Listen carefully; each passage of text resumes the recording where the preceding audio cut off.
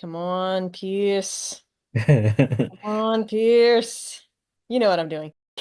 Here he is. Um, hey Pierce. Hey, ladies. You're in Hey, at space. least Where you've are got a you? cool backyard background. I like that one. Oh, it's that or boring apartment that looks like there was an explosion at the bag lady factory. Oh, are you ready to go? I'm ready to go. Okay. I'm ready to go. All Hit right. me. So why don't we just start out and why don't you just tell us a little bit about who you are and what your background is? Oh, background is the usual gifted student turned gross underachiever. Uh, let's see. Military. I was Army. I was in the Persian Gulf War. Reserves put active duty in Dhahran. Pretty much an REMF. Got back from that.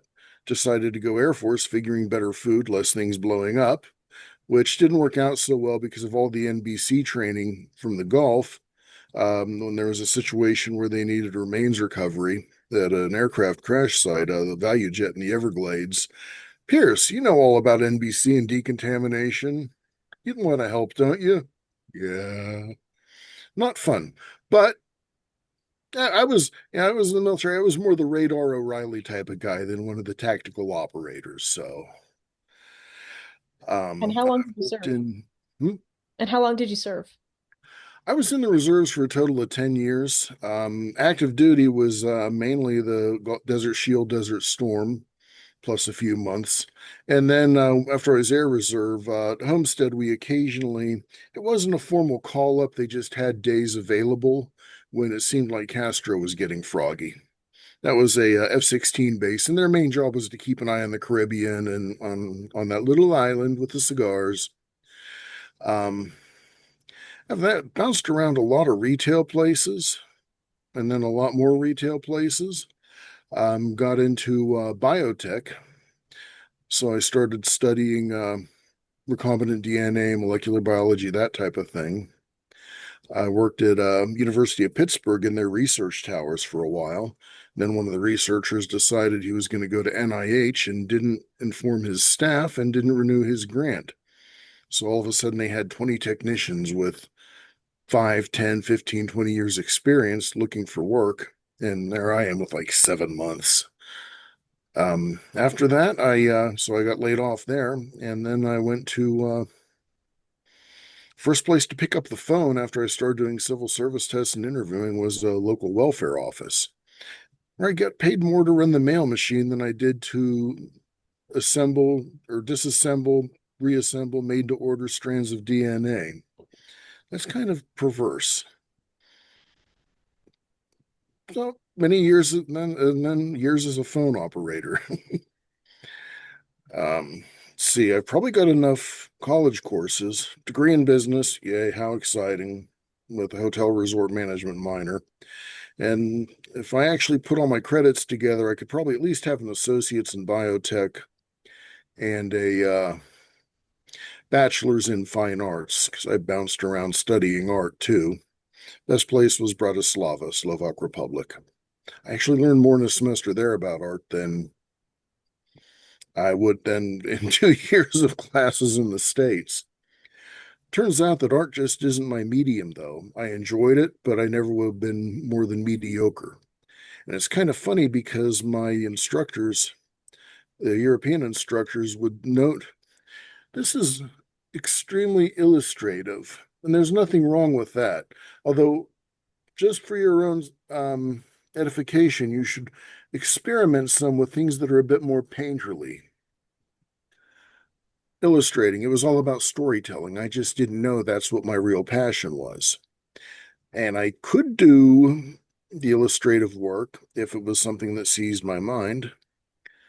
But for the time to tell the story, the cost benefit just didn't weigh out. And then a couple decades after that, I figured out I like the writing was my medium, words were my medium.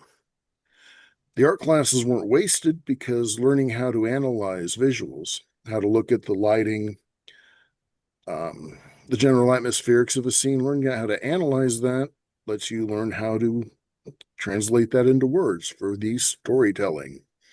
So it actually wasn't wasted time and effort. And when did you first discover that you really wanted to write? How did you get into that? Um, Played a lot of pen and paper RPGs, everything from Dungeons and Dragons to Rifts, Dark Conspiracy, Vampire the Masquerade, all those things. And then as groups drifted apart, people moved from city to coast, started playing more MMOs. Got started on EverQuest, aka Evercrack.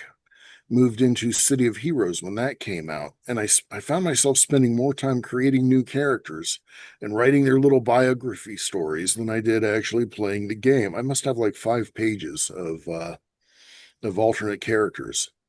That game folded. I moved on to Star Trek Online because I was pretty much raised on Triple Milk. Okay, I mean, my mom's a Trekkie, so we were watching the old series when I was a toddler. A lot of my characters from City of Heroes jumped over to that.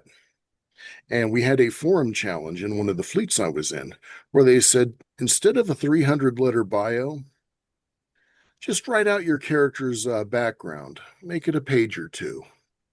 And after about 5,000 words, I realized, hey, this is what I like doing.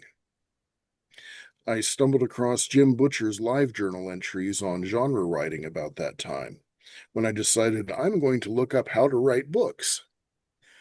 And that peek under the hood he gave me at the process of writing genre flipped a switch in my head. I realized this is something I can do now that I've seen someone go through the steps.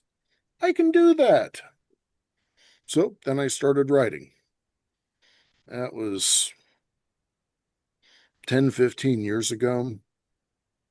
And now stories are happening, and people are putting money in my pocket to tell them about my imaginary friends. And so you're part of the group, the Alpha Mercs. Can you tell us a little bit about that?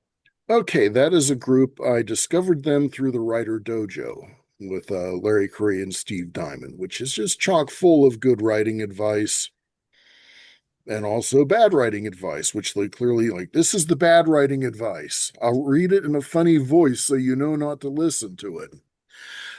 Very supportive community. The Alpha Mercs formed out of the members of the Facebook group for the Writer Dojo.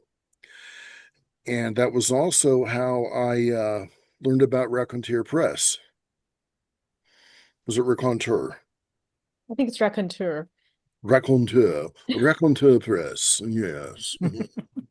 um, I started submitting because I had a pile of stories. I'd had a few things published here and there, one in Abyss and Apex, and I had a couple published in the Granville Gazette's Bane Universe Annex. And when that was shuttered with the tragic when we lost Derek Flint, um, I was kind of despairing for a market. I figured I'd end up just having to make anthologies and self-publish them, with earnings of which would allow me to buy a grape at the next festival. But Raconteur Press started taking my stories. I think they accepted something like half of everything I submitted, with a few. This is a great story, but it's nowhere near the theme. Send it back when we're doing Space Marines. No, you can't give your Space Marines magic wands. I didn't actually do that. It was a haunted six gun. Very different. And so can you tell us just a little bit about your early days of just starting to submit stories and what that was like? Oh boy. Well, when it was just the magazines before I struck gold with Abyss and Apex and with Granville Gazette, it was thank you for your submission. It does not meet our needs at this time. I spent a lot of time. I was basically submitting to all the usual suspects, Analog, Asimov, pretty much any pro market out there. I did get some very, very good feedback from, I believe it's called Eldritch Roots and Cosmic Shores. They provided, I don't know if they're still in the market, but they provided very good feedback. And any type of feedback with a rejection letter is worth the time you took because it's a pearl of great price. When they say this is a good story, it just doesn't fit what we need, or we really like the idea, but this part of it, this bit in the middle or the ending, the execution didn't quite work. That's treasure. That is pure treasure. Or just, even just there's nothing wrong with it. We just don't want it. That's also treasure because you don't have to keep second guessing the story. So, Eric Flint paid my rent a few times, but I really didn't get any traction with any of with the usual magazines and periodicals. And I wasn't going to go the penny press route because I may as well just do the anthology and self-publish. You've been in a ton of the Rack Press anthologies, which is really fun. I think 11 so far. You've been in All Will Burn, which is when I first read your story.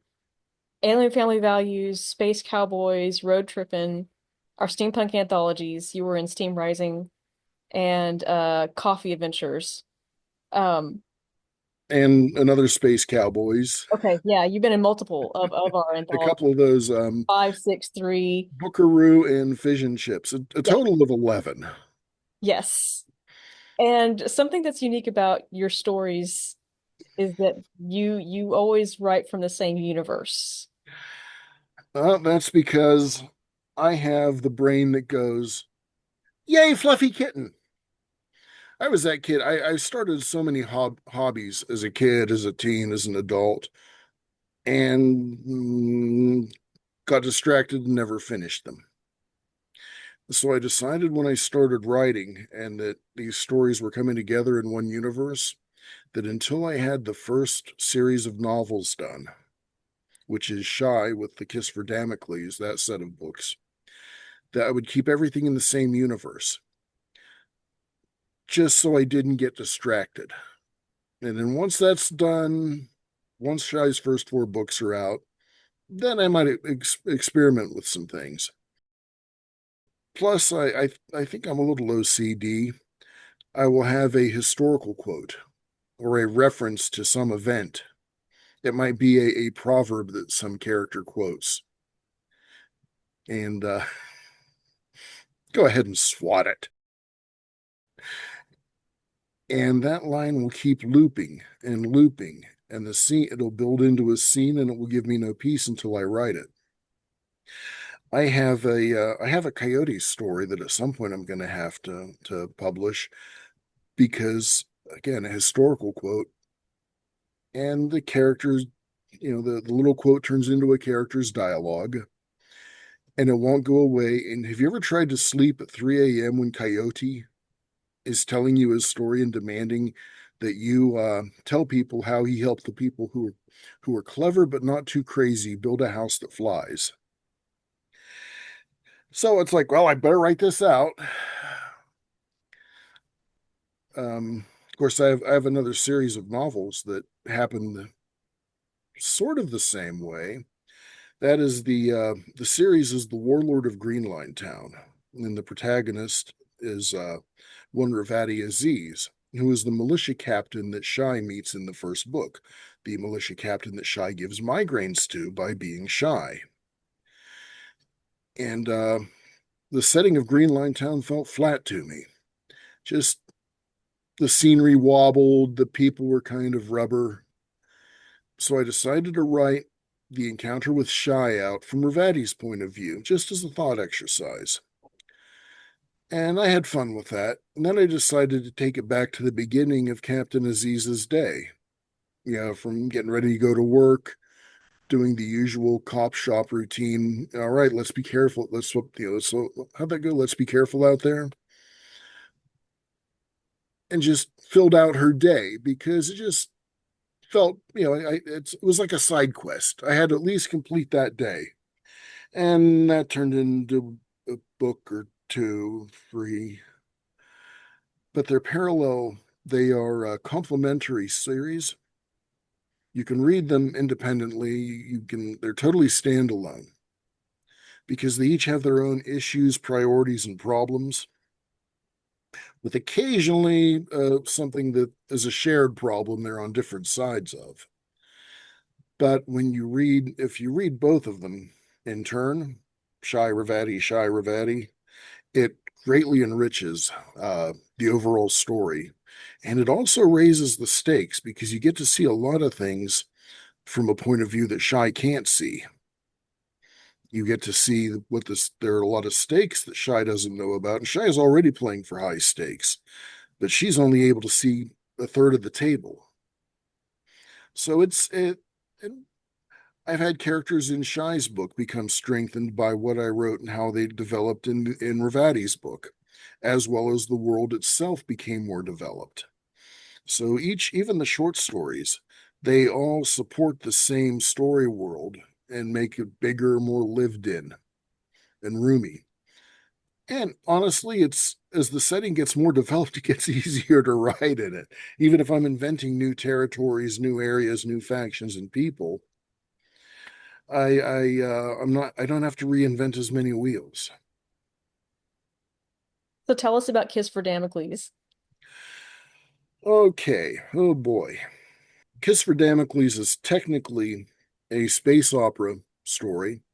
It's set on a basically a lost and abandoned, well, not abandoned, a lost colony. It's out of touch with everyone. They're on their own.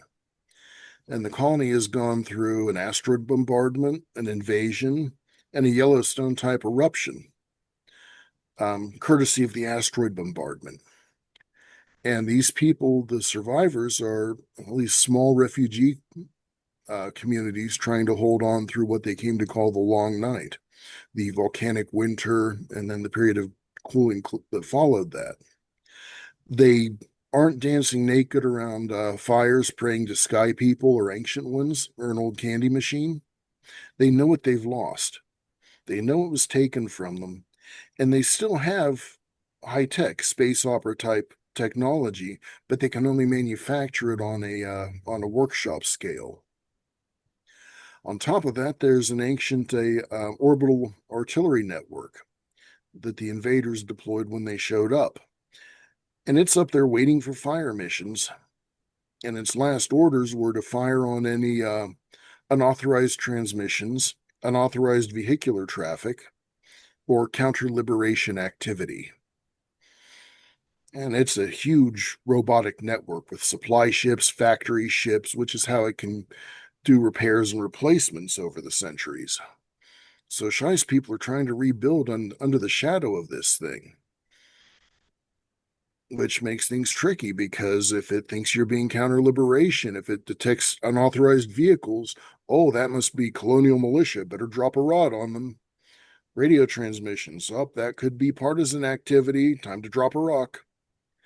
So they are building quietly and carefully.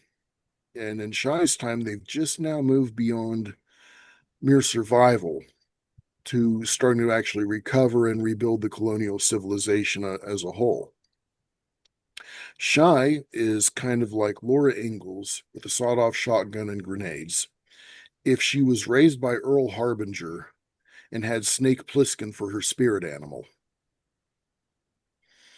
Yeah, she starts out just wanting to help her people survive, scavenging, finding materials like alloys and such that they can either fabricate into what they call good cargo, just term for any equipment or goods. They just call it cargo, or that they can trade for things they can't make locally.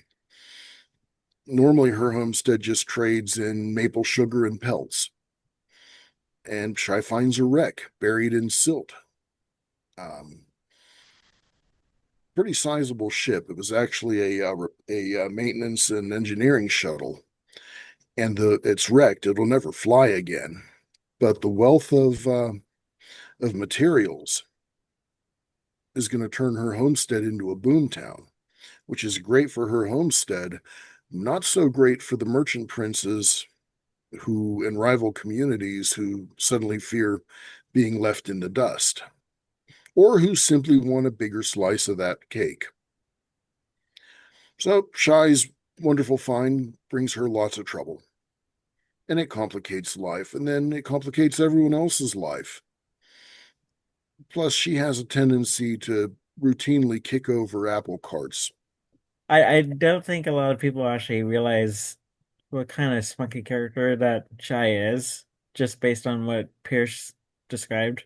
because there is a lot of survivalist instinct built into her, Hmm. not just into her, but also into her family and into the community that she lives in. Like It's a frontier community. there are a lot of different groups of characters that you're going to meet in this universe, and um, they do make the story richer, in my opinion, with their presence. So, Yeah, and a reason I wanted you, Sarah, on here with us talking is because every time we get on the phone, I always hear you talking about how much you love Pierce's novel.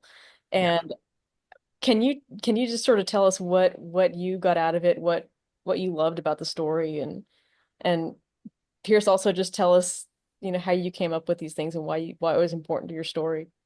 Well, I'll start, Pierce.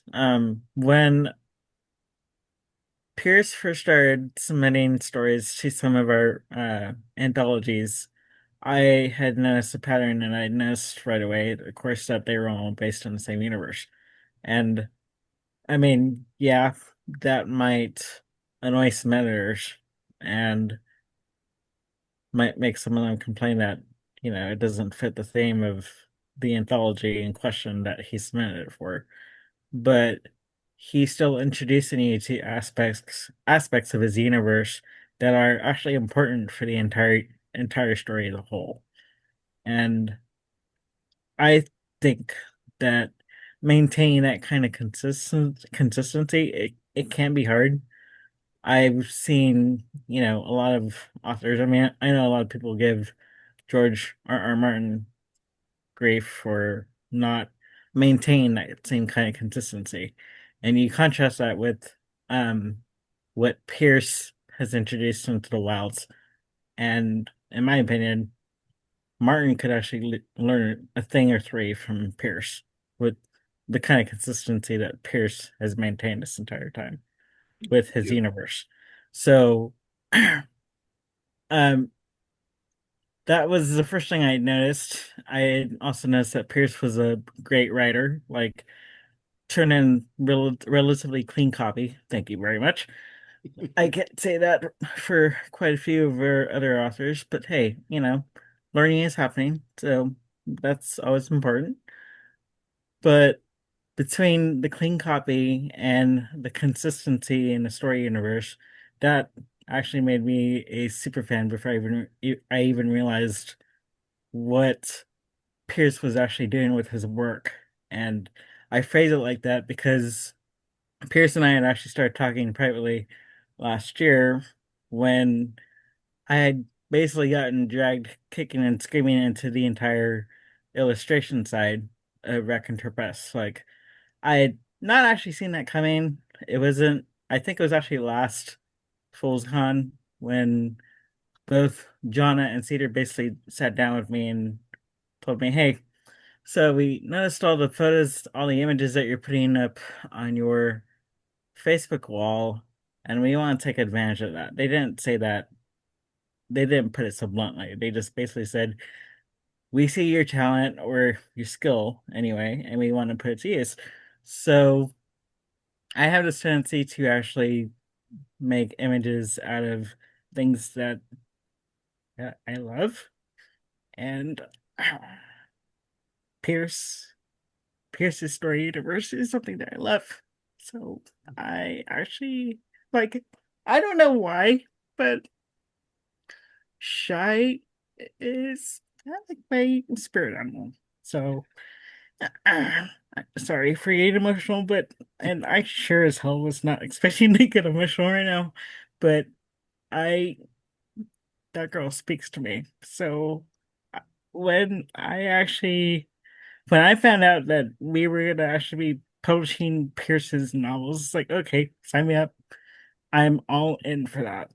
And when I actually got to know Shy through like his Fernando case, and spoiler alert, I have read book two. Book two is even better. Book two kicks butt.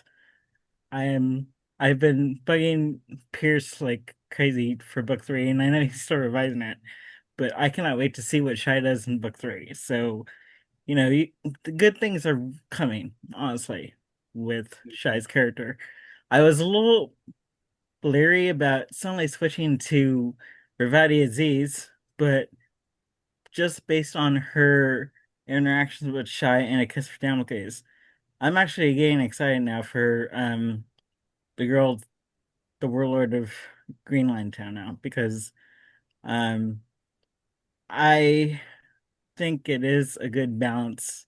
Like Shy as a character represents the frontier. Like seriously. I would say that Rivati represents the established side of a community that's A survived and B thrived and C turned into an actual community. Like they had the bare bones of that community.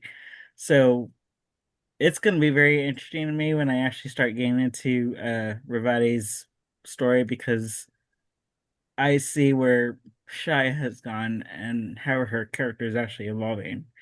And it's going to be very interesting to see the flip side of that because I think that's what Rivati is.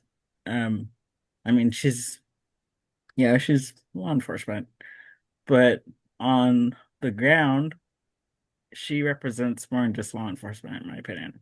So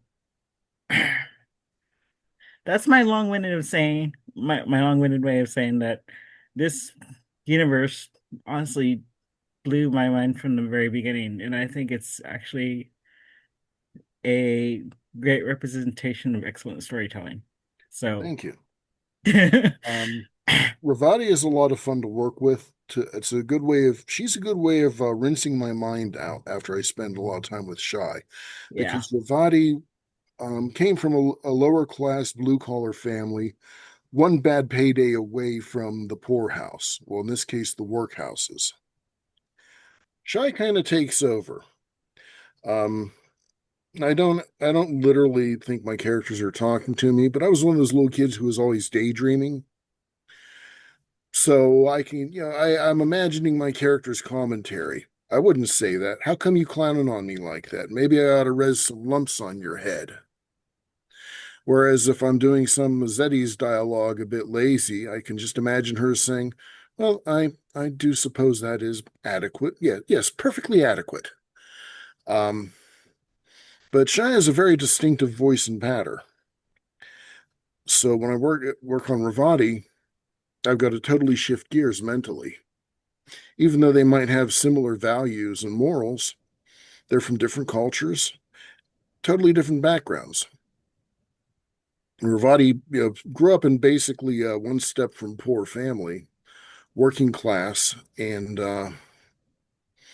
when basically going into the militia because she was good at it, and it was a way to put rice in the bowl. And over the years, she has developed into something of a warrior scholar in the classical sense. She had been kind of fostered by the chief archivist who had taught her how to read other languages and had hoped to groom her into joining him at the archive. So he was always a little put out that she stayed with the militia as a profession. But Ravati's perspective is blue collar infantry, but the infantry officer who has all the books on the shelves, the histories, Plutarch, Caesar's diaries, etc., etc. So she's got her rough edges, but she is also the civilized soldier, and she understands the value of civilization, of history. Shai's not without an appreciation of history, but Ravati has studied it because Isher would always give her homework. So her perspective is just several steps to the side from Shai.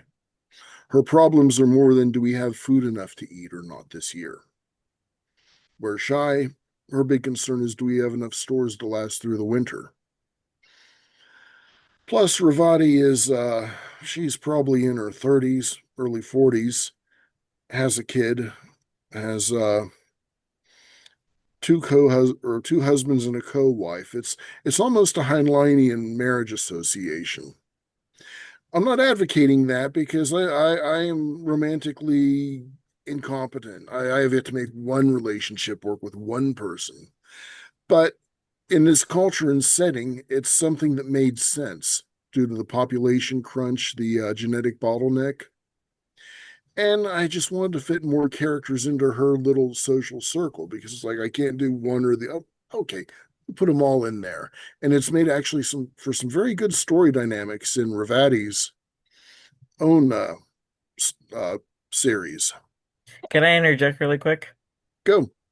I will say with Shy, I think I relate to her on, I guess, the most basic level. Um, the one thing that Paris has not yet mentioned is that, Shy is basically still a kid. Ravati is not. Ravati is an adult. And Shy has this bad habit wherever she goes, and you will see this in book two, and I have no idea if it's going to happen in book three, but it definitely happened in books.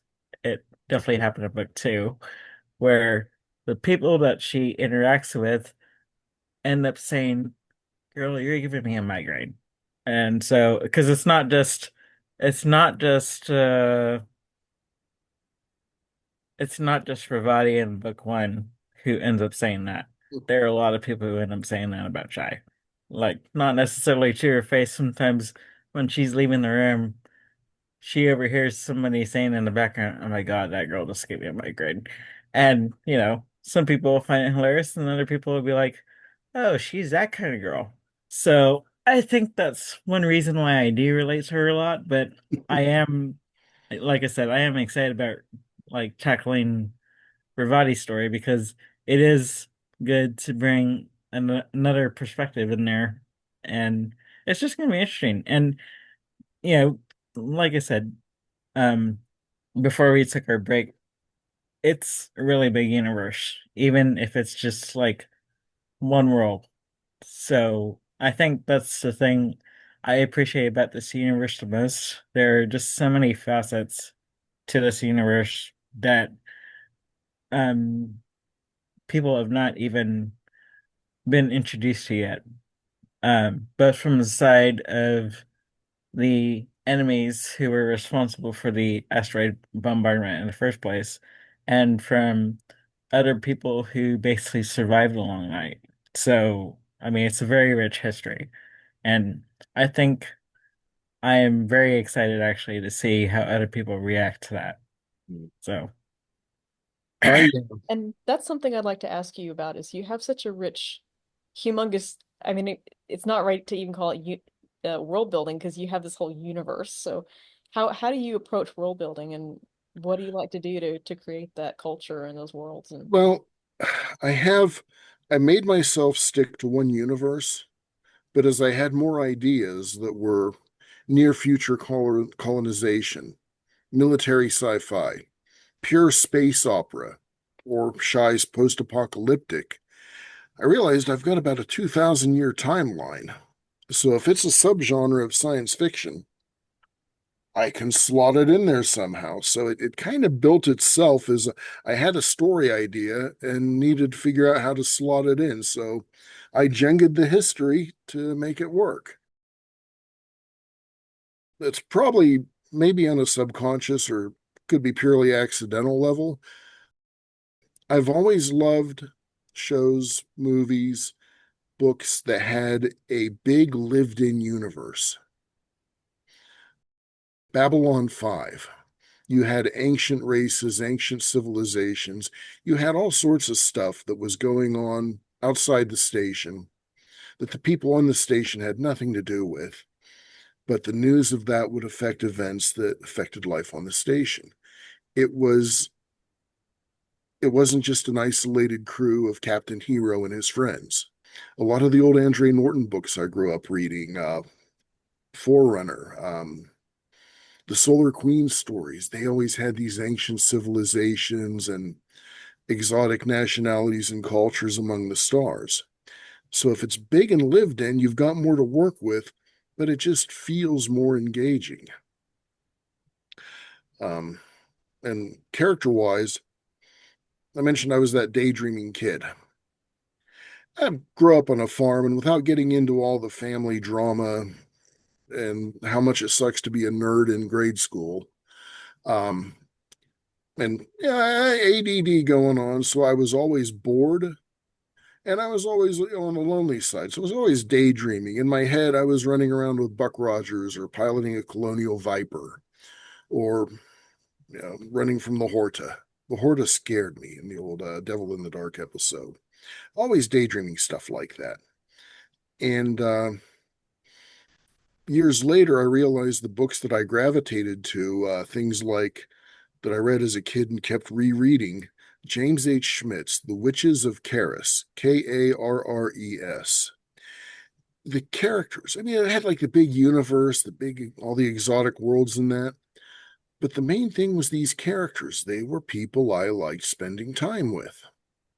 And that is what has always brought me back to a show, a movie, a series. If they're characters I would enjoy spending time with.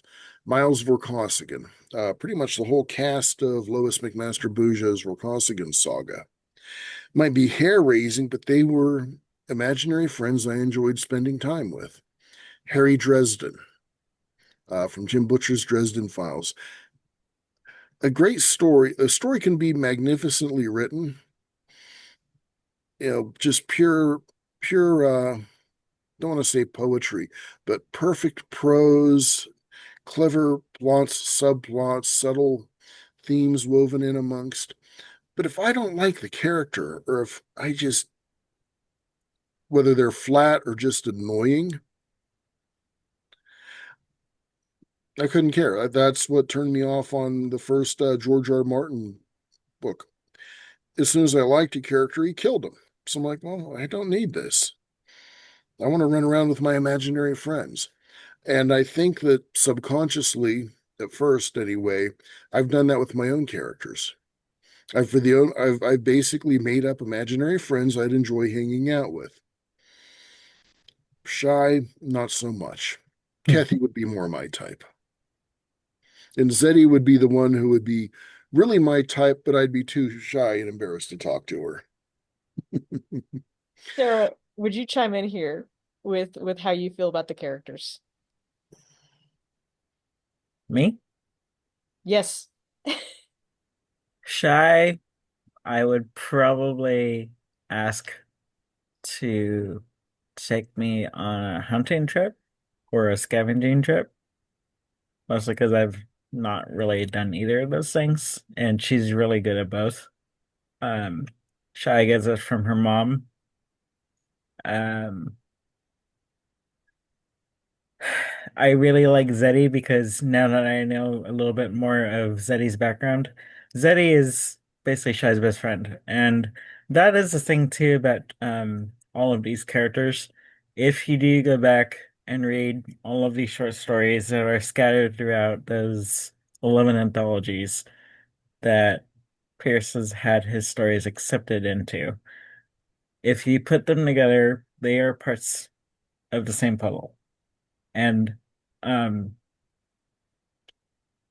I don't think people necessarily realize that's how big the puzzle actually is. But each one does represent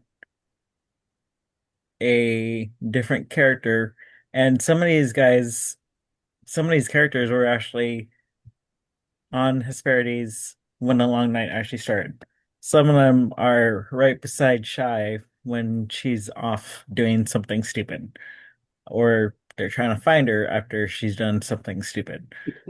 Um, some of them are, you know, people in Hesperides um history, and you cannot necessarily figure out where they actually fit into the puzzle until you actually read the story that they appear in. I mean, I'm finding that more and more, that's more and more common, which is not necessarily a bad thing. Other characters, I'm not gonna go into because, Spoiler. spoiler alert, you know.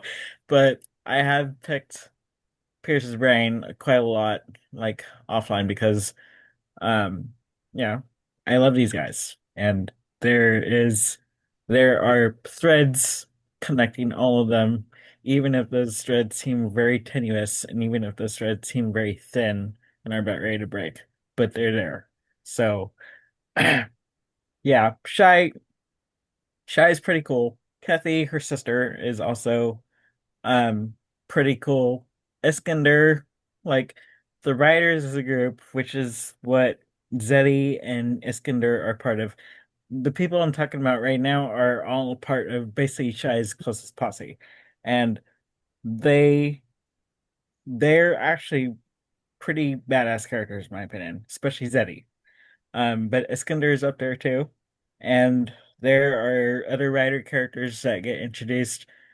Actually, not necessarily in A Kiss for Damocles. Like, there was a story that I think, and I don't remember, Pierce, you can probably refresh my memory, where Zeddy decides that she is going to be a writer and becomes a cadet pe petitioner. And, um, shit, I don't remember off the top of my head, but I think That you he know the starts story I'm out as talking a about, right? cadet petitioner and finally gets to the point where she is eligible for selection, where the cadet petitioners who have passed all the tests, including chemical interrogation while they're asleep, I might add, um, are then they go to the selection, and if they make it through that, then they become full-fledged writers. And at that point, they also become eligible to learn the first level of secrets and mysteries of the first lodge, which is the Writers' Lodge. The writers come across as equal parts a militant order, almost like knights, with elements of a secret society or a brotherhood. And they've got good reasons for that, but you have to read the stories for those. Um, Shy and Zeddy's dynamic is was pretty fun because Shy has issues. She's a deeply troubled young lady. She's tough. She's 15, but she is 15 in the way that a frontiersman in the Illinois frontier was, or the Kentucky or Pennsylvania frontier during the French and Indian War. But she had some rough issues. Famine. There was a famine when she was very young. Um, she got stuck in the middle of a firefight when she was 8 years old. And then just some other thing. It's just a hard life. And she has some issues and she knows it. And Zeddy is kind of her moral compass because Zeddy is tough and strong and everything Shy wants to be. And instead of being jealous, Shy wants to be someone that's worthy of Zeddy's friendship. Never mind that Zeddy doesn't think that way. Zeddy just, you're my friend. But Shy does a lot of her processing based on what would Zeddy think. And part of that's because of how young she is. Part of that's because she's got some damage that she will be dealing with over the books, partly because of her friends and support network, and partially as she just matures. There seems to be a reconciliation of past events that happen on the planet, like especially at the beginning of a long night. And it's culminating in Shy's story basically. So um like there are aspects of other short stories that we published for Pierce in other anthologies, and there are bits and pieces in those stories that you're gonna see actually come to fruition in this series, basically, in this novel series. And um yeah, that's the thing too about somebody who likes spoilers. That's why I like picking Pierce's brain about some of these things. Like I have read book two already. Book two is better. I will say that right now. I can't wait for book three because I suspect that it's gonna be even better than book two. And you know, we're kind of like basically going up the wave into a climax of, you know, the perfect wave that you want to surf. So that I think is one of the reasons why I am so driven I about think you froze. this entire story. So this entire universe. Now, the a number of the short stories take place. on the first day of what's called the Long Night, the day of the invasion and the asteroid bombardment and the mega eruption. And that's 600, 700 years before Shai's born. So you'll in Shai's stories, you'll see things like references to events and such that are ancient history. There are characters in there are characters who are living, breathing people during the first days of that long night who become legends, even in one case, a quasi-religious icon by the time Shai's people get to them. And again, they haven't fallen into primitivism, but a lot happens in 600 years, especially when you're busy just trying to survive. There is one story that does take place centuries before Shai's world is even colonized. That is Remember the Avalon.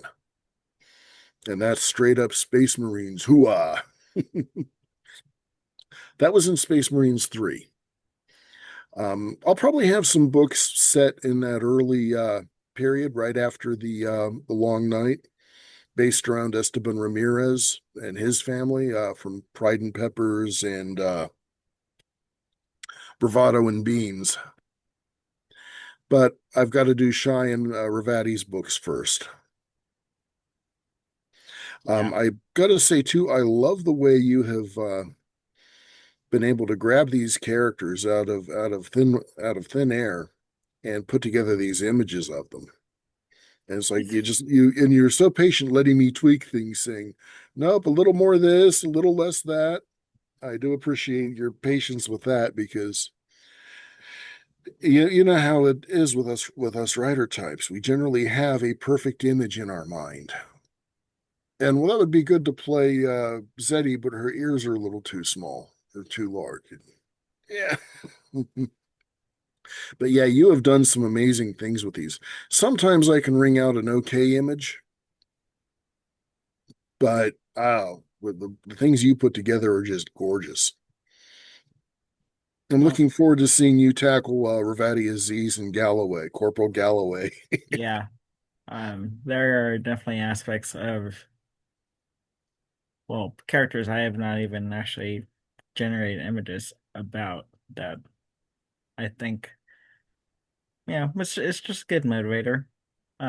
That's one reason why people like Shy and Zeddy especially, like there are a lot of facets to Zeddy I think that um don't necessarily come out all the way in, even in some of the images I actually have generated.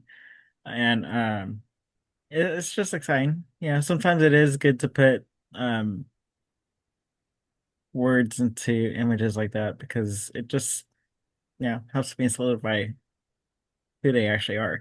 And it's actually a process of I've kept on like, I'm probably gonna be generating images for your universe as long as you're stuck with me, your copy editor. But I've been, I've been working on next novel because he's next, and have started actually generating images for that. It's it's very, very different from your universe, and that's not a bad thing at all. But it's been very interesting too, just to see what the bot basically gives me. That's a good exercise for you because you've got to approach things from a different angle, go for a different atmosphere, a different flavor. So it keeps you on your toes instead of getting into a rut like Yeah, Boris painting the same guy and the same heroine just in different costumes with different types of monsters. yeah, Um, Ravati Aziz and the Terror of Twelvedy Town, which is Ravati's first book, the first book in the Warlord of Greenline Town. It starts on the day that Shai arrives outside Greenline Town, and it wraps up on the same day or the day after Shai's book wraps up. Like I said, you can read these independently, but if you read Shai and then Ravati, you get to see a lot of characters in a new light. And you get to see a lot of the things that are going on behind the scenes that didn't seem to matter, but oh my, this changes everything. And I've also included a epilogue for the bonus content I want to get feedback from John and company to see if it's meaty enough to count as a bonus content for the full novel. Um, Problem I'm facing now is I've got some stories that I haven't submitted anywhere that would pair up nicely with this or that novel. And these are usually like 10,000 word short stories. They're practically, I guess that's a novelette. But then I've got to wonder, does this spoil too much? Does this hint something too much in some of these cases? So I'm going to have to get guidance from Jonna and Deej on that, and from you. Um, does this direct too much suspicion on a character that shouldn't have suspicion yet? I like to write where some things are in the open. So when it pops up later, when there's a reveal later, people go, yeah, I didn't even see that. Makes sense though. And I also like to do some things where not where the reader says, oh yeah, I saw that coming, but where the reader looks at it and as they're reading, oh, I hope this happens. I hope something like this happens. And yes, they did the thing. He did the thing. Kind of like Lost Boys, the movie Lost Boys, vampires to fight. And you always have, like the old Hammer films, you've got a little bottle, this dainty little bottle of holy water you splash on the vampire and it goes, ah.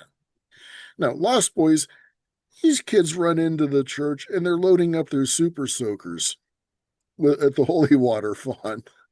And I remember seeing this in a bat infested old theater in Grove City, PA. And I'm jumping up and down, going, yes, yes, this. Because nobody put holy water in a squirt gun before, but it makes perfect sense. Except in Fred Brown's world. What's that? Except in Fred Brown's universe. I hadn't read those. And now I have to because Ben Yellow said to. I would take the last panda hostage to get a critique or a review from him. I mean, seriously, all due respect, sir, I'd like to know what you think of this, or Ling Ling is going to have a very bad day. And then he would say something in that gentle, polite manner of his, and I'd feel very bad and let the panda go. But I think the Frog Brothers would fit in really well in that universe.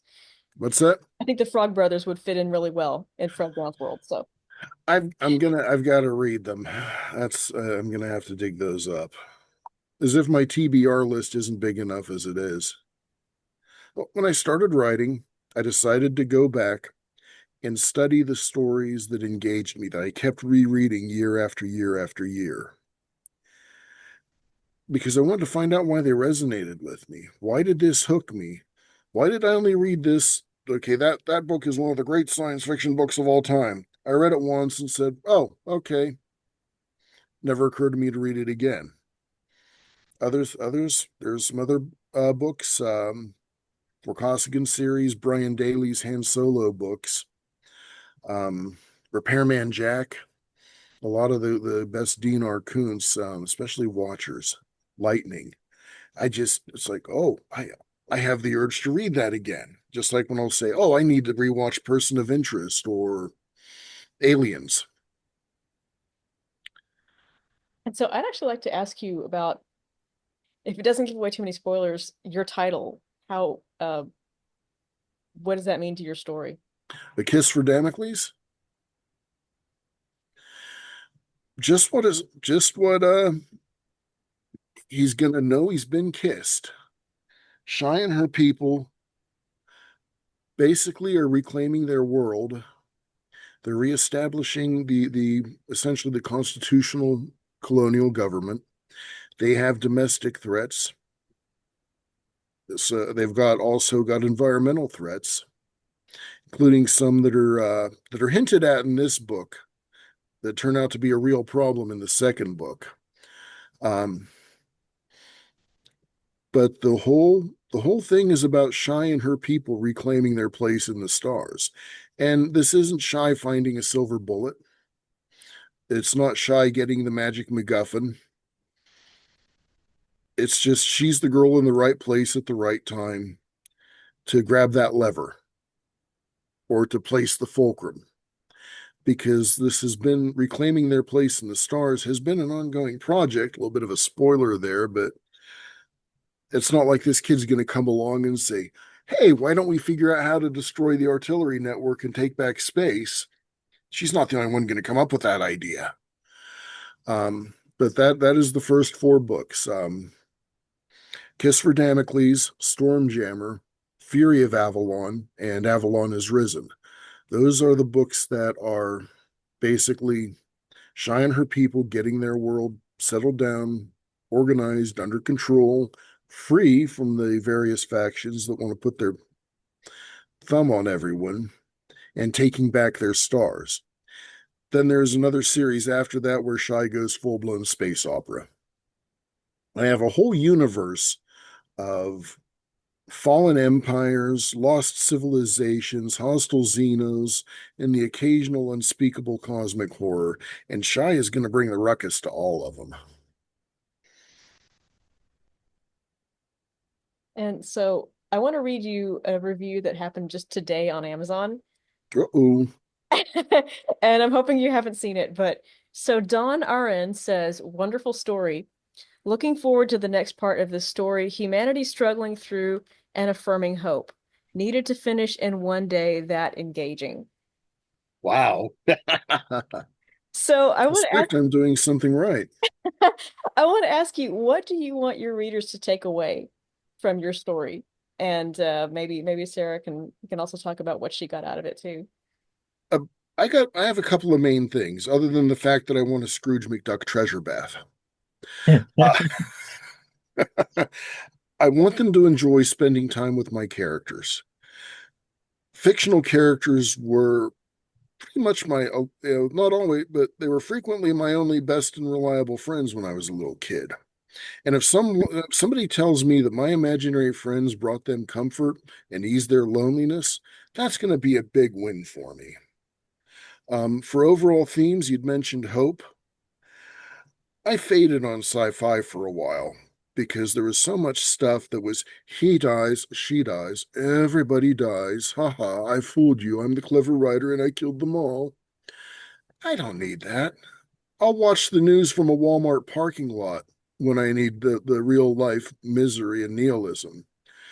So I dragged some of my characters through awful places. I took Shy's world and threw stones at it until I broke it. But they are about hope. They are about there is a light at the end of the tunnel. You just got to keep getting up and going towards it. And or working with your people, with your community to rebuild, to shield those embers of civilization and eventually make it into a bonfire again. And it's not overnight. Some characters all they get at the end of their story is the knowledge that somewhere down the road people will be able to continue this long march. And then I've got well, Shy's story. Big spoiler, Shy's going to make it into space because otherwise I couldn't write space opera about her. But yeah, it is about people deciding to rebuild, to make things better, to maintain the freedom of their people against all comers. Maslow's whole hierarchy of needs. We're making it easier to survive. We're making it easier. We're making the better things, the higher things. I can't remember the hierarchy. You've got survival. You've got more of your creature comforts, ultimately self-actualization. These stories, if you put them all together, they're going to be very steps in that. We survived. We made it easier for our kids to survive. And now, well, we've made life better and we've made it even, and our kids are going to have more than we did. And then eventually they're going to be back. We're back, baby. We're putting the empire back together. Sarah, what did you feel like you took away from it? Um, I would say that, okay, so Pierce, you've read all of Korea's stuff, right? like the Son of the Black Sword series and the Monster Hunter series. I've only read the MHI stuff. Fantasy is a hard hook for me because I kind of burned out on it. I kind of can't blame you. I would say that Son of the Black Sword is actually worth your time. I expect it would be because the man is a fiend with a typewriter. Yeah. I'm only asking because I think outside of Larry, John Ringo is another Bane author basically who has written books that I connect to. Like, um, not everybody will relate to, Black Tide Rising, which is his zombie apocalypse series. I love those. I love those too. And I think, and that is what I'm getting to here basically. There are very few authors who write characters who I can actually connect to. Pierce is one of them. Larry is one of them. Ringo is another. So, um, it's it. I don't know how to say it eloquently, I guess, but there are very few authors whose work has that much staying power because of their characters. Like, um, and because they can tell a well-crafted story and people can relate to it. People will not be able to actually put the book down until they get through that story. That's pretty much my takeaway when it comes to Pierce's books, because it is a really big universe that he plays in. But if you read all of his work, not just A Kiss for Damocles, then you'll find that there the puzzle is being assembled in the background, even if it's not necessarily in your face, or if it's even if it is not directly referenced in A Kiss for Damocles, but it's there. So if that kind of world building is something that interests you or is something that you enjoy in an author's work, then you're gonna love this series. You're gonna love the characters. Like, um, I know Pierce has fielded some complaints about Shy being, like another girl boss or I've seen one another, comment. Yeah, teenage girl who's, doing all the things that a teenage girl would do. But if you go past that and you actually connect her to the rest of the universe that he's built, then it is way more than just a girl boss doing her thing. It is way more. Um, it is a space opera. It's just that right now you're starting from basically the beginning of Shy's story. Although, slight digression, there is a story that does feature Shy when she first meets Eddie, and one of Pierce's short stories that we've published. that's your own marching pace in the road tripping. Yeah. So all I'm gonna say is that, if you look hard Um, enough, and a lot of the short stories, many of the short stories that have been published in the anthologies, a lot of them have spoilers about someone's origin. Um, yeah, a number of the short stories will reveal things about characters that Shy does not know. So, but they don't reveal everything about that character or about that faction. So, for people that have gone and read the short stories, um, in the anthologies, they might recognize something in the novel. And what I'm hoping for is that for those readers, it'll be oh, wait till Shy finds out. Ooh, wait for it. That's what I'm hoping for. And not all the secrets are out there. Certainly not the big end game secrets and things like that. So you'll know more about a certain character or a certain faction than Shy does, but it doesn't really they aren't things that really affect Shy's journey and the events that she kicks off or the events that she settles. you're just, I mean, if Ravati basically makes the entire story richer because she's offering another point of view, these other characters are basically doing the same thing. They're serving the same function. I mean, yeah, we haven't talked about the imps and um outside of Shy and her immediate circle, the imps I think are actually one of my favorite groups of characters in this universe. And they are a very entertaining, but also they they give you a very good idea of what honor actually means in this universe. And that's saying a lot because there are a lot of characters who could basically do the same thing very easily. The imps with their presence, they do that in spades, and they turn it up to 11 in so many ways. And it does affect Shy and her family and the role that they play in the moving past survival modes into rebuilding the world. Mhm.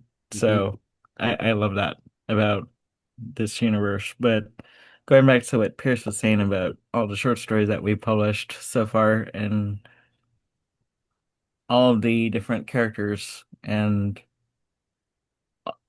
all the different characters that we have met in his short stories and in A Kiss for Damocles, you're going to, I mean, you're gonna be getting introduced to more characters in book two, and you're going to see the way certain factions act around Shy and the way that they interact in the society of Hesperides colony. And really that's the thing that I actually love the most about this universe. It does have a lot of staying power if you love storytelling and world building on this level. So Thank you. that's Thank probably the you. easiest way to put it because um I mean Pierce, I don't think you know this, but I think I've actually reread book two several times now. And I've read Pride and Peppers, which is honestly the story that actually kicks off the entire That was my Hesperian. first Rack Press I mean, it kicks off the entire thing. And then there's Bravado and Beans. Bravado and Beans. Basically the sequel to Pride and Peppers. And it just does a stellar job. I mean, there is a novella that's in the works that I think we are going to publish eventually. Yeah, we're hopefully going to do Shy Ravati and then the novella. It's titled An Apple for the Legion. Yeah. It takes place on the first day of the long night, and it's from the point of view of one of the genetically engineered, enhanced, optimized mutual prosperity shock troopers, the best of their best, the tip of the spear. And she is a very earnest, diligent young officer who honestly believes we're liberating these people from the corrupt and decadent Terran Commonwealth. You meet her in Pride and Peppers, You see her again in Bravado and and Beans. it And is the story of how this girl became the young woman that Esteban Ramirez meets. and Esteban is in Pride and Peppers as well. Yeah, Actually, I think that story is pretty much from the point of view of Esteban the entire way.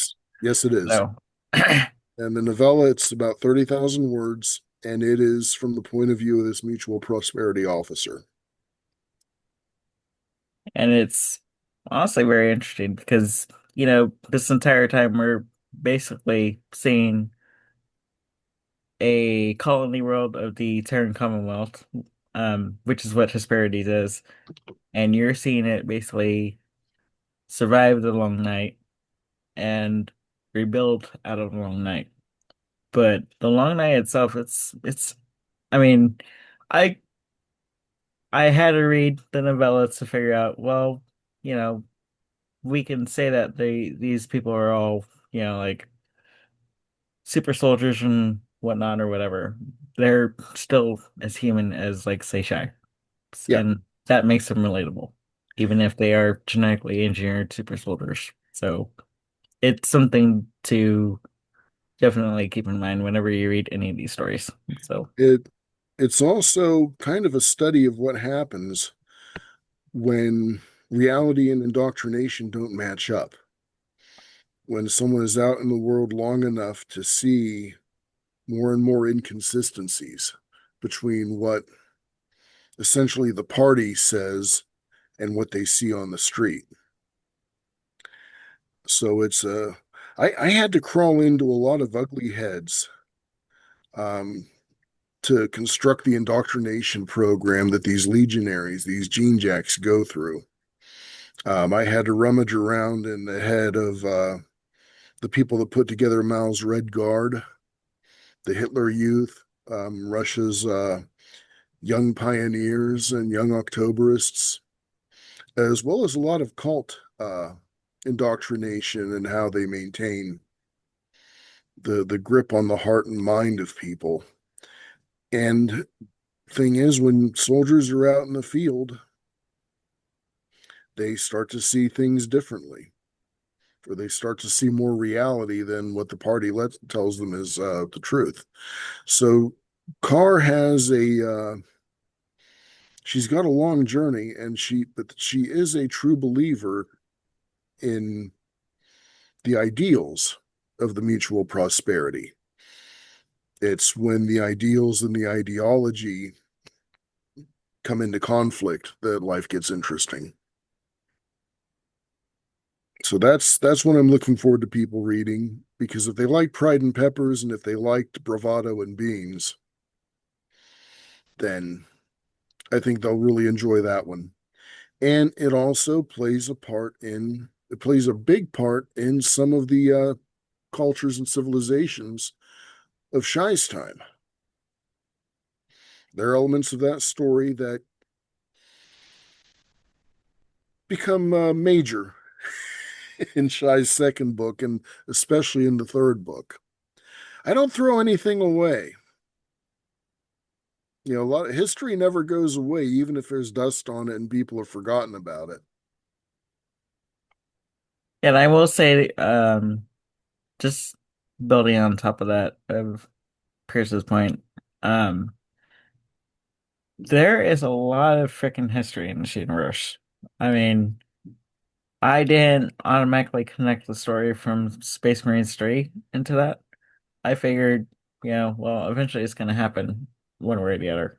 I didn't realize it was actually taking place in the past. But that's what I mean when I say that there's a lot of history. Like, you're looking at short stories that took place 600 years before what Chai is going Try. through, and to the present day, and they still keep a lot of their traditions as a colony world of the Terran Commonwealth. That is kind of mind-blowing if you think about it, because you could expect like colony world that's like cut off from the rest of the empire to Mm-hmm. just fall apart and go completely nuts, and it doesn't, Yeah, well, because nobody's burned down the Library of Alexandria here. yeah, I mean And the I've got factions who are specifically dedicated to keeping the history and values alive, to making sure people don't forget they're from civilization yeah, and don't forget those values, and they're not going to let it go away. yeah. And there are a lot of traditions that are built into that history that you just see in everyday life here. And I saw that in book two a lot, which I thought was rather touching in and of itself, because it's like, oh, well, 10,000 more years. You don't really know what that actually means until you actually look at the background, world building, and history that Pierce has Google actually sunk into Translate it. Yeah, 10,000 years into Japanese. yeah, it's just crazy, you know? So, And Pierce, you said there were several points you wanted to make before we wrapped up. What were those? I have no idea. It's Were okay. there any questions you had wanted to ask that we haven't hit? Oh, there are so many. Of course, I've got my standard formula right here. Um, but I think we've covered so much. Something that I, something that draws me to writing, actually my favorite part and why I do it, is the surprise that comes in the process. You know, you've got the plot, you know, you got the plotted out. And then you start writing and then this thing comes out of nowhere and it's perfect and it just falls in. What are those some of those moments for you? What are some surprises in your process that you have? There are really too many to nail down any to really for me to point at this or that one because it's been an ongoing cascade of these. I might have an end game, a final scene that I'm writing towards, but and I'll create the most devious and devilish plot complications and traps for Shy and Zeddy. And they just kind of, oh, they point at them and giggle and walk around them and go off into get into way more trouble than I could have invented for them.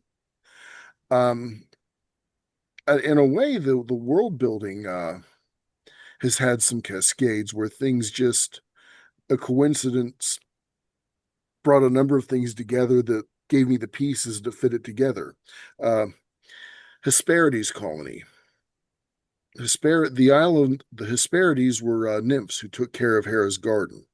It was called the Island of the Hesperides, and that's where her golden apples grew.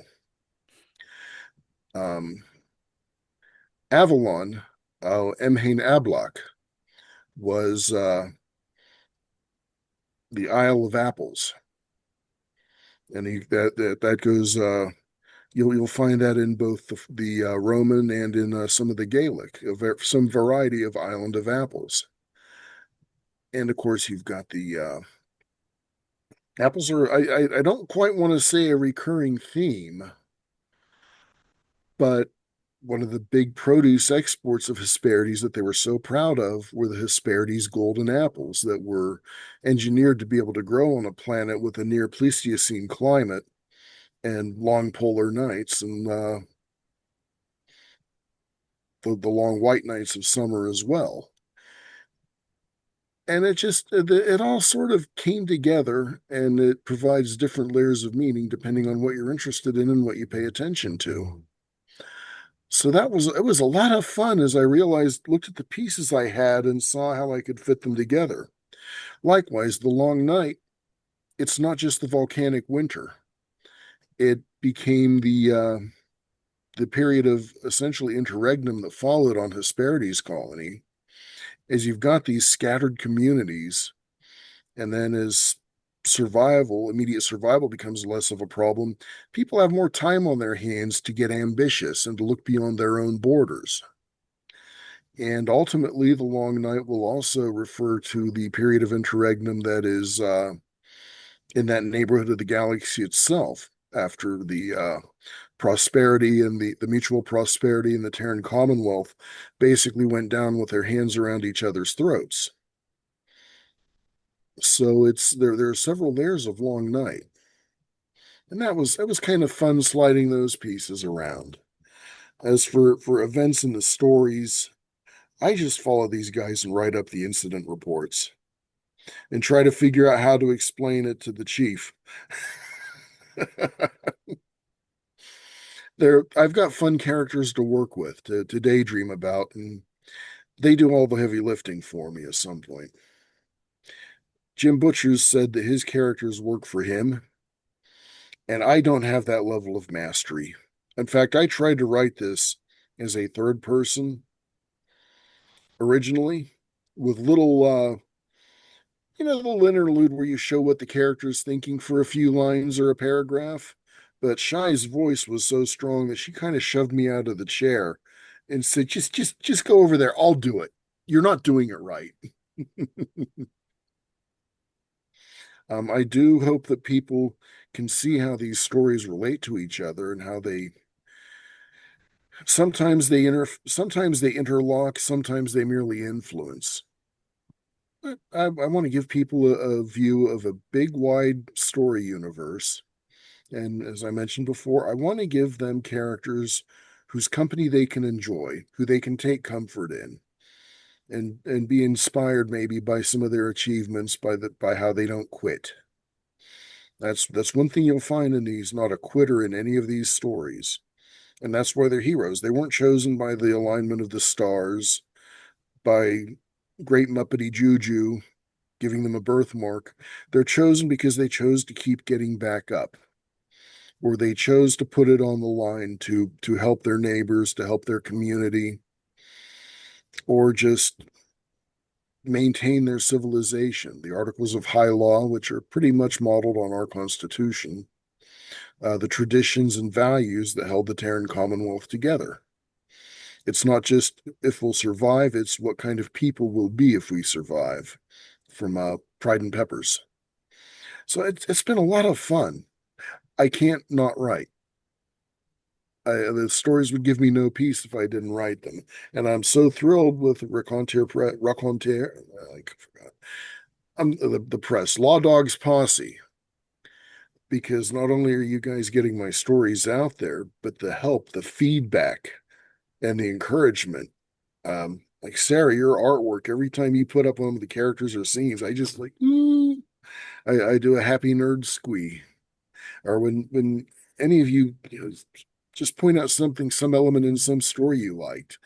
It just makes my day. It's one thing to have your mom say, yes, your baby is very pretty. It's the prettiest baby ever. But when it's professionals in the field or just readers who don't owe it to me to say your baby's pretty, that means a lot. It's encouraging, very, very encouraging. I will say, like Pierce and I have been talking on a semi-regular basis since we took him on for one of our novels being published this year. I will say it's been hilariously fun where um like some of the stories I did not remember reading before, or some of the other aspects that I vaguely recalled in one of the short stories, and then I had to go back and actually read them. Um, that has been fun. That it's been fun actually reading a scene from, like, say, book two, and then I will go to Pierce and be like, "What is he exactly?" Or what? Who are his parents? And that is a question I actually literally asked about a character that you're going to see in book two more of, see more of in book two. So, I mean, I I'm think I remember glad. which one. Yeah. I'm glad Pierce indulges me with that kind of information because he does know that I love my spoilers, and I don't really, I mean, I'm not, obviously I'm not going to be blabbing about some of the stuff that's coming up after, because for Damocles finishes and after Rivati's first book comes out, because it just gets more exciting. And to me, it just builds up that excitement to see what the conclusion is actually going to be. Um, so I mean, all I'm gonna say is that Pierce, don't be surprised if I hit you with like a list of questions tomorrow, because this conversation that Well, we've been having tonight has been I'm prompting even more questions. delighted delighted to oblige. And now, like Deej likes to absorb the story as it comes to him. Yeah, And it's actually good to have people on both ends of this because you're able to say, you have the spoilers, the long-term spoilers too, in some cases. So if I wasn't approaching them in a manner that Joe Reader would find plausible, you can say, well, this seems a little bit of a jump here, and I can adjust it yeah, because you know where it's going. You're like, isn't Albuquerque that way? yeah, Whereas with Deej, with the people in the staff that want to take the story as it comes, they're able to say, wait, this felt jarring. So I'm able to get, with a variety of personalities looking at these, I'm able to get the best of both worlds. And that is also incredibly valuable. yeah, And of course, then there's the art that Cedar does too. That's always a treasure. yeah. So yeah, there are, like I said, I've mentioned the imps, I've mentioned the writers. we have not even talked about the gentle walkers yet, but um, that I think can be left to That'll be one. That's for one. That's one for down the road. yeah, Um, the for the sure. imps, the imps are a lot of fun. Uh, C.J. Shera wrote a series. I only got partway through it because I just really wasn't interested enough in the main character to follow him around. But it pointed out that aliens don't necessarily have the same emotional and not neurological, the chemicals, serotonin, all those, Dopamine, stuff like that. yeah, they just aren't necessarily wired the same way that people are. They might have the same reactions, fear, anger, affection, whatever, but they're not necessarily processed the same way, and that can be physiological as well as cultural. Imps are social pack hunters. They evolved on a world that had a pretty ugly food chain that they had to climb to the top of, which is why they've got claws and venom dispensers at both ends, the fangs and the stingered tail. Um, they're incredibly gregarious, and that's not just because of the treaties and such and honor, it's just in their nature. The problem is they don't have a lot of room for shades of gray. They tend to think that people deserve the government they've got. So if you let your government be treacherous oath breakers who enslave people, you've earned what's coming. Not that it wouldn't hurt kids, like the Fae of old. Well, it depends on the legend. Um, they cherish children, and there's nothing that's more dishonorable than hurting or enslaving a child.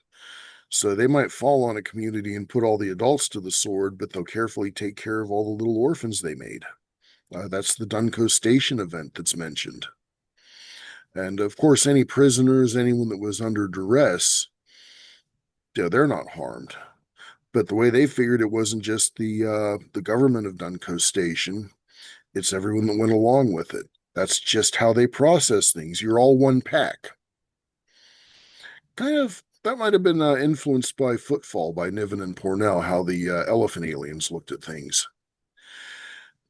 So that's going to be actually kind of tricky because Shy's going to have to figure out how to rein them in on occasion. All right, so Kiss for Damocles is out now, and when is the second installment going to come out? I've got each character's first two manuscripts done, barring some cleanup on Ravati's second book, and I know where I'm going with the others. And I've never written to a deadline before. That's never been an issue for me other than trying to make a submission call. But with all the short stories I did for all the anthologies, I'm pretty sure I've gotten better and faster at writing. I just don't want to put readers in a position where I'm like, oh, okay, well, book three is going to be in another couple of years.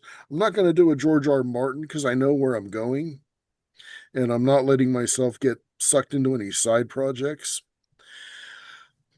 But we're hoping every 3 months or so we'll have another book in the series out.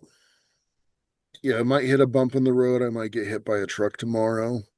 Um, attacked by a swarm of hungry meerkats. Who knows? But I do want to keep things on track because I don't want the readers to lose interest. I don't want to take them for granted either. I can remember there was a sci-fi series that I was really into. Then the author just didn't write anything related to it for like 30 years. And I was like, oh, I'm going to come back and finish that now. And I'm like, finish what? Oh, whatever. No, don't want to be that guy. I don't think that's going to happen. Not with Jonna. Yep. And I appreciate, I'm sure that she will be, if there's something happens where I require flexibility, she'll work with me on it, like some life issues or something. That's something else the press is really good with.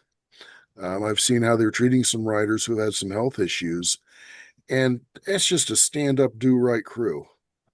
and I love the hell out of that. It just it's nice seeing people doing the right thing instead of, okay, commodity, you're on the back shelf now. Yes, and we're so happy to know that that author is actually doing very well now. We were Yeah, very worried at the beginning of the year, so that's so was I. couldn't have worked out better. So, J. Kenton Pierce, author author of A Kiss for Damocles. This is our third novel ever to put out. You're the first of our first novelists of the year. Sarah Clitheroe, you are his copy editor and probably number one fan. So I wanted to bring you in just because And the art, the character, most of the stuff that people are seeing that have been posted on Substack, Facebook, or X with the little blurbs, character blurbs or whatever, most of those are Sarah's artwork. She's really grabbed this world and is giving it visible form, and that's a treat. Yeah, it's fun. And it does like actually seeing some aspect of it with one's eyes, it actually helps crystallize who that character is. So it's cool. well, thank I you think the both most so much. uh, Go ahead, sorry. I think the most one of the most interesting. You did an image of Vivian, a member of the Gentle Walkers, a quasi-religious order, and I put in a little section of Shai's narration where she describes the woman and the impression she made. Between Sarah's image and that little few lines of from the book describing how Shai perceived this character, that generated more feedback than most of the other little blurbs and images and such. People really, but between my words and her art, people really grabbed that character. That Vivian caught their attention. Yeah. Well, another note with Avalon and all the mythology, Vivienne, according to some stories, was the name of the lady in the lake. Mythology for you. I like sprinkling things. You will find my stuff riddled with Easter eggs, and some of them are just Easter eggs, and some of them are in their own odd little way quite relevant. And I'm going to leave you all to figure out which is which. Can't give away all the goodies. No, I'll just bug you about it like Well, after the you do, but to Joe Reader, all due respect, some of this you got to figure out for yourself. And how can they bug you on Substack? What's your Substack handle? Oh, I got to look that up. I think it's Tales from the Long Night Okay, or J. Kenton Pierce at Substack. You'll have to look it up. I'm sorry. we'll link it on the page. The Substack I keep strictly to writing, storytelling, and my storyverse. I'm on Facebook, and that's political as heck. I figure that someday, if I became famous, people from the far left, the far right, are going to get together to burn me in effigy, even when it's not my birthday. So if you Facebook, unless you want politics and argumentation, don't bother with it. Um, if you want to stick to the storyverse, the story world, that's what I'm keeping the Substack focused on. The Facebook, I've been political and arguing on that for 15, 20 years, so it's not like I can exactly scrub it out. I am trying to be a little less uptight on Facebook, though. Actually, silly me, I have your Substack open right now. It is jkentonpierce.substack.com. So that's how readers can get in touch with you and bother you with all the questions that Sarah privately Yep. bothers you with. They can opine on my various entries. I've got the first mess of entries was a lot of it was introductions to the various short stories in the anthology are in. Some are general world building, like historical bits and such. There's also a timeline of stories. But yeah, so they can weigh in on the appropriate article or note. Um, just as long as nobody wants to go political there. I'm not going to argue political theory on that. That's what Facebook is for.